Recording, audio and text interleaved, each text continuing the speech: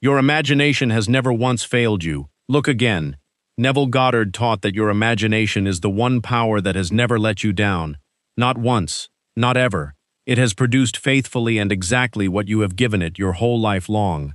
And if your life does not yet look the way you want, the answer is not that your imagination is broken. The answer is to look again at what you have been feeding it. So here is the premise. In the book of Job, chapter 3, verse 25, Job says, "For the thing which I greatly feared is come upon me, and that which I was afraid of is come unto me." And Neville would stop you right there and say, "Do you see it? Job's fear came to pass. Precisely, exactly, faithfully. His imagination did not fail him. It succeeded. It gave him the very thing he vividly and fearfully imagined. And that is the proof, hidden in plain sight, that your imagination has never once failed you. It has only ever given you back what you assumed. So if you have ever quietly concluded that this does not work for you, that other people manifest and you do not, stay with me, because you have misread the whole thing. And before we go one step further, let us plant the new state. Say it with me. My imagination has never once failed me. I now give it only the images I desire. Imagination creates my reality. Say it again, slower, feel it. My imagination has never once failed me.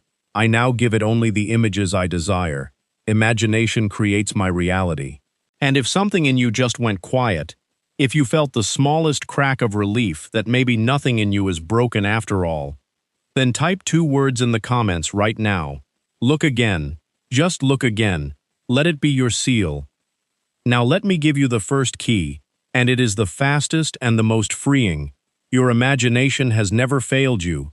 It has succeeded every single time. And you must feel the full weight of that word, every. Because most people walk around believing their imagination is weak, unreliable, a faucet that works for others and sputters for them. But Neville taught the exact opposite, that imagination is the creative power itself, and it is always working. It never once takes a day off. The only question that has ever mattered is what you have been giving it. So look at the very circumstances you would call your failures, and understand that every one of them is your imagination working perfectly, faithfully outpicturing exactly what you assumed and felt to be true. The empty account is not proof your imagination failed. It is proof it succeeded at producing the lack you kept rehearsing. And I know you might doubt this, because you have watched other people seem to manifest so easily, while your own efforts felt like shouting into an empty room, and somewhere you quietly decided that maybe you are one of the ones it does not work for, and if that is you, know that you are not the only one who has felt that quiet defeat. Almost everyone who finds this teaching has felt it, but it is a misreading, not a verdict. Because here is the reframe that changes everything. You do not have a broken imagination that needs fixing. You have a flawless imagination that needs aiming. Remember Job, "The thing which I greatly feared is come upon me." He feared it, vividly, and it came. Not because he was being punished, but because imagination is faithful, and if it was powerful enough to deliver the very things you feared, then it is exactly that powerful to deliver the things you desire. The power was never in question, only its direction. So your failures are not a verdict, they are a demonstration. Your own imagination proving to you, over and over, how reliably it produces whatever you give it. The second key is that your imagination is impersonal. It does not judge the seed. It simply grows it. And you must understand this, or you will keep blaming yourself instead of simply redirecting. Neville compared imagination to soil, and soil is magnificently impersonal. It does not lean over the seed and say, "This is a good seed, I will grow it, but that is a weed, I will refuse it." It grows whatever is planted in it, faithfully, without judgment. And imagination is exactly the same. It does not evaluate whether your assumption is worthy. It simply takes what you plant with feeling and grows it into your outer world. And here is why this matters so much for you. It means your past does not disqualify you. Your mistakes have not poisoned the ground. The soil of your imagination is just as fertile today as it has ever been, standing ready right now to grow whatever new seed you plant. and it will grow the seed of wealth with exactly the same faithfulness it once grew the seed of fear, and this frees you from the exhausting project of trying to become good enough, because so many people believe abundance is a reward for becoming worthy, that if they can just heal enough, earn enough merit, then finally the good will be permitted to come. But the impersonal soil does not audit your worthiness before it grows your seed. A saint and a scoundrel, who plant the same seed with the same feeling, get the same harvest. So you do not have to wait one more day. You do not have to become a better person first. You simply have to plant a new seed, right now, exactly as you are, and the faithful ground will grow it. And I want you to actually do this, not just hear it. So pause for a moment and pick one real failure from your life, one specific disappointment around money, the deal that fell through, the money that slipped away, and now look again at the inner state you were carrying in the weeks before it happened. Were you secretly certain it would not work out? Were you rehearsing the loss before it came? And be honest, because almost always, when you look again with clear eyes, you will find the outer failure was preceded by an inner assumption of failure, felt as real. And this is not to shame you, it is to free you, because it means the failure was not random. It was law, precise and impersonal. And law can be worked deliberately, once you understand it. The third key is that you have been imagining all along, unconsciously.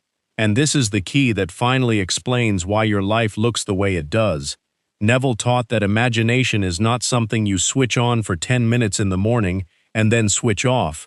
It is running constantly, every hour, in the form of your inner conversations, your habitual assumptions, the running mental movie you play without noticing you are the projector, and most people are imagining unconsciously, rehearsing worry, replaying old failures, silently assuming things will be hard, and all of that is imagination, powerful, faithful imagination, aimed like a weapon at the very things they do not want. Think of a person who has been trying to attract money for a year, doing the visualizations, and getting nowhere, and look again at their ordinary Tuesday. They wake and check the account with a clench of dread. On the drive, they rehearse the argument with the landlord. At lunch, they tell a friend how impossible things are. In the evening, they scroll past someone's success and feel the flush of lack. And at night, they fall asleep worrying. That is 15 hours of vivid felt imagining aimed at lack, against 10 minutes aimed at wealth, and then they wonder why the 10 minutes lost. But of course it lost. Imagination tallies the whole day, not the 10 minutes. And here is the freeing part. Once you see you have been imagining all along, you realize you were never a person who cannot imagine. You were a master imaginer the entire time. You simply were not aware you were doing it.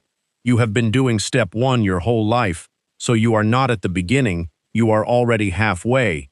All that changes now is that you begin to do consciously what you have always done unconsciously, and understand that the feeling is the real instruction, not the picture, because it was never the mental image alone that built your failures. It was the fear you felt while holding it. Imagination obeys the feeling, always. So the whole art is to generate the feeling of the wish already fulfilled, the quiet, settled feeling of a person for whom it is simply done. Feel that, and you have given imagination its true instruction.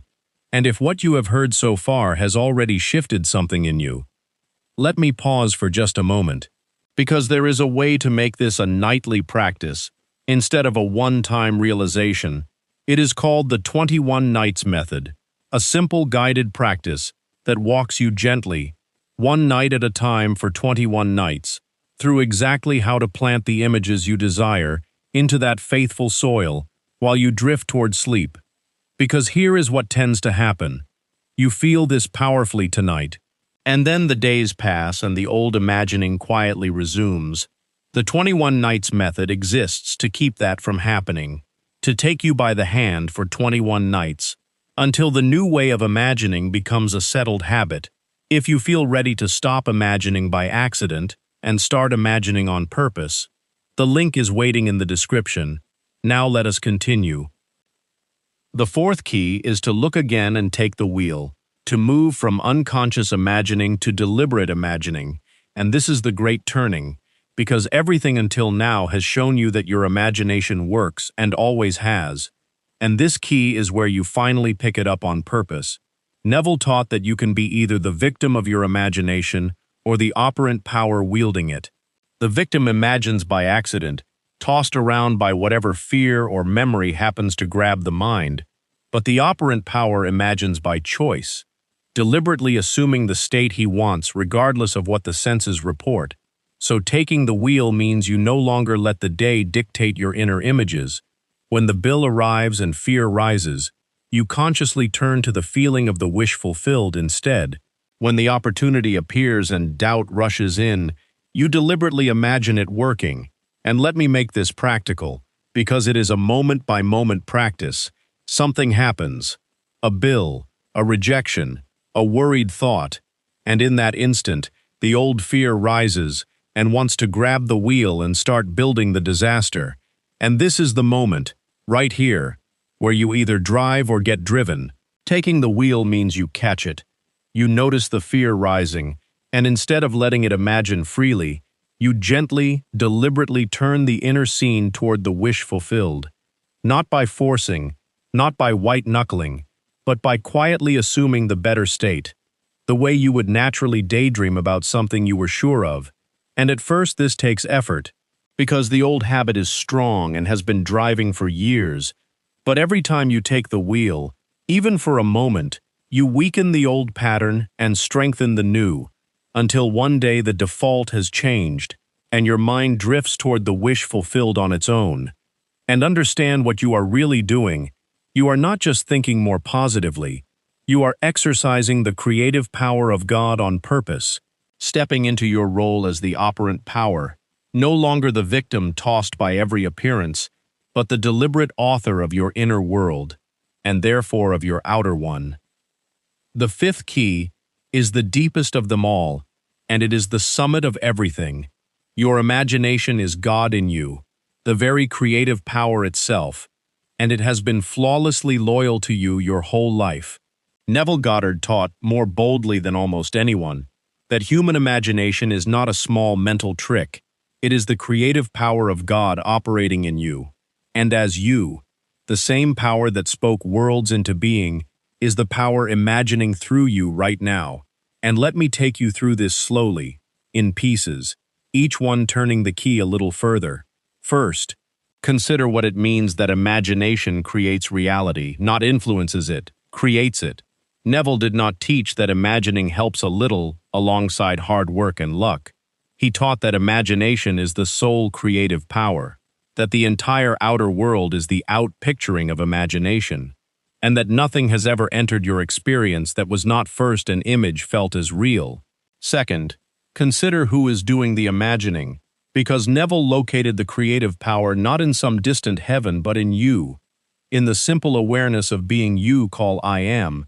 He taught that when Moses asked God for his name, and God answered I am, that was not a report about a being in the sky. It was the revelation of the creative power in every human being. Your own I am, your own awareness, is the God spoken of throughout Scripture, and your imagination is that God in action.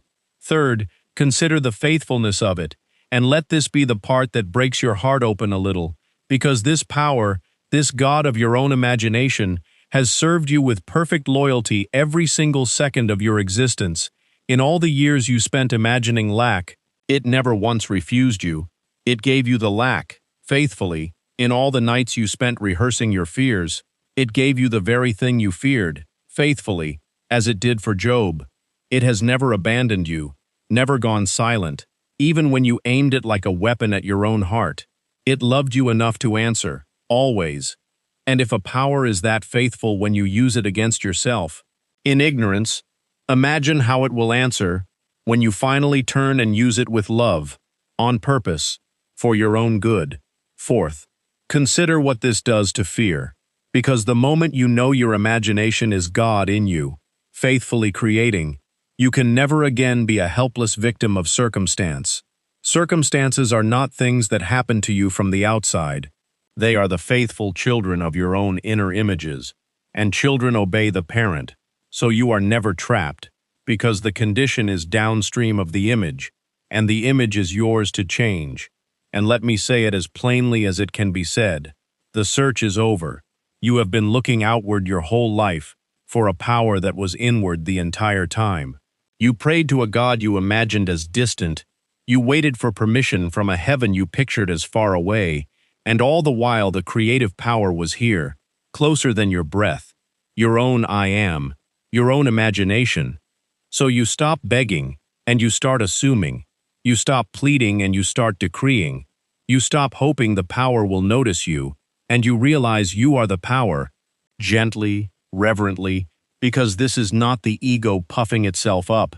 This is the awareness that the very self within you is divine and creative and has never once let you down. Look again at your whole life, every single thing in it, the good and the painful, and see it all as the faithful outpicturing of the God of your own imagination, never once failing you, always answering. And if it answered so faithfully when you imagined carelessly, imagine how it will answer now that you imagine on purpose. Fifth, consider what this asks of you, because a power this great is also a responsibility. If imagination is God in you, and it faithfully produces what you assume, then you must become the watchman at the gate of your own mind, guarding what you allow yourself to dwell in, no longer letting fear and doubt and old memory imagine through you unchecked, but consciously, reverently choosing the images worthy of the creative power you now know yourself to hold. And this is not a burden. It is the greatest dignity a human being can step into, the knowing that you are not a leaf blown by the wind of circumstance, but the operant power, God awake, choosing, creating, authoring, and consider the wonder of it, that this was true the entire time, while you were calling yourself unlucky, while you were envying others, while you were concluding that manifestation works for everyone but you. The creative power of God was alive in you, faithful, waiting, answering your every assumption. You were never powerless, not for one single day. You were a creator who did not know he was creating. God asleep, dreaming the dream of limitation. And this key is simply the alarm that wakes the sleeper. Look again, and see that the power you have been begging the heavens for has been beating in your own imagination this whole time. Faithful, loyal, and utterly, endlessly yours. The sixth key is to look again at everything, with wonder, and this is where we land. Softly, and it begins with staying faithful through the interval, because after you begin to imagine on purpose, there will be a gap between the new assumption and its appearance, and during that interval the outer facts have not yet changed, and the mind panics and says, "See, it is not working." But Neville taught that the appearances are simply the last of the old imagining still playing out, like light from a star that has already changed. So when the doubt comes, you look again, you return to the feeling of the wish fulfilled, refusing to be moved by what the senses report, because you now know the senses only ever show you yesterday's imagining, not today's. And once you truly know that your imagination has never failed you, the whole world changes its face. You look again at your past, and it is no longer a record of failure. It is a demonstration of a power so faithful it gave you everything you ever deeply assumed. You look again at your present, and it is no longer a prison. It is simply the outpicturing of yesterday's images, already changing as you change. And you look again at your future, and it is no longer something you anxiously hope for. It is something you get to author, and I want you to feel the mercy in this, because looking again is not about forcing yourself to think positive. It is about finally seeing what was always true, that you were never broken, never cursed, never the exception left out of the law. You were a creator all along. So be gentle with yourself now, because the years you spent imagining your fears were not wasted. They were you learning, in the only way you could, just how powerful you really are. So look again at the person in the mirror, and instead of seeing someone who has failed, see someone who has been unknowingly powerful this whole time, and let that recognition be full of wonder, because the same power is in your hands right now, unchanged, undiminished, waiting. Here is the whole picture. Your imagination has never once failed you. It has succeeded every single time. Your failures were proof of its faithfulness. It is impersonal soil that grows whatever you plant. You have been imagining all along, so you are already halfway. And now you take the wheel and imagine on purpose, knowing your imagination is God in you, flawlessly loyal. And you look again at your whole life with wonder and notice these were never 6 separate techniques. They were 6 turns of a single key. The one recognition that your imagination is the faithful creative power and always has been. Everything followed from that. The reframe of your failures, the impersonal soil, the unconscious imagining, the taking of the wheel, the God within, and the wonder at the end. And if all of this has stirred something real in you, here is the honest truth about why it can still slip away. You can see it clearly tonight and feel unshakable, and then tomorrow the old unconscious imagining quietly takes the wheel back while you are not watching, because a lifetime of imagining by accident has enormous momentum, and one evening of realization is a small thing against years of habit. So this is exactly why the 21 Nights method exists. It is a simple guided practice curated by Martin, the founder of Neville Goddard Secrets, and it does one thing. It trains you, one night at a time for 21 nights, to plant the images you desire into that faithful soil in the drowsy state just before sleep, so that deliberate imagining becomes your new habit and the old accidental imagining loses its grip. It is $27, one single payment, with a full 30-day refund, so there is no risk to you at all. The first night's practice is waiting the moment you begin. The link is in the description below, and if you are ready to stop imagining by accident and start authoring your life on purpose, begin it tonight. So say it with me one final time, and mean it now. My imagination has never once failed me. I now give it only the images I desire. Imagination creates my reality. Your imagination has never once failed you. It has been loving you, faithfully, this whole time, waiting only for you to look again, and see it, and finally, gently, take the wheel,